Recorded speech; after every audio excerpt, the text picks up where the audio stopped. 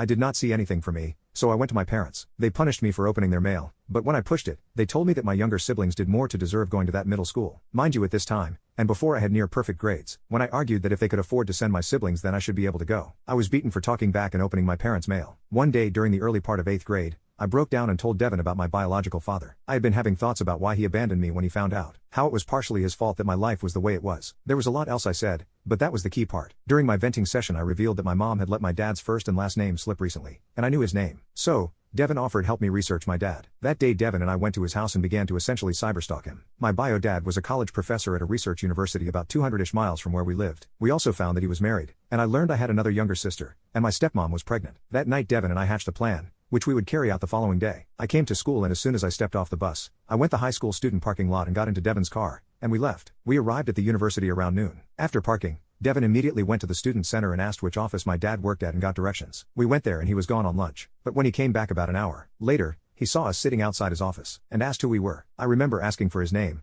and then asking if he knew my mom. When he confirmed both, I told him who I was and that I believed I was his son. I remember that he immediately hugged me warmly and started saying "oh my God" over and over. He immediately brought us in his office to talk and canceled his classes for the day. After that Devin left, and my dad took me home and introduced me to his family. My stepmom was surprised. She knew my dad had a son, but a 13-year-old popping out of nowhere is kind of a surprise. Then they explained what happened. According to my dad, he was dating my mom during their senior year of college, when she told him that she was pregnant. He and my mom were having problems in their relationship, and he suspected that she was cheating on him. He was planning on breaking up with her, when she had told him. He honestly suspected that it was an attempt to stay together. So he told her that he would be willing to do a paternity test, and co-parent, but that he refused to be in a relationship. Turns out that my mom was cheating on him with my stepdad, and when he had a much more positive response, she cut contact with my dad. When my dad married my stepmom, he told her that he may have had a child, and they decided to look my mom up on Facebook and saw a few pictures of me. He had reached out to my mom via FB, but she immediately blocked him. He had considered getting a lawyer but figured it would be all but impossible to get custody or even visitation rights without a paternity test, which my mom and stepdad could have blocked. I told him everything that my mom and stepdad had put me through, even more than what had been said above. When I finished, I was crying,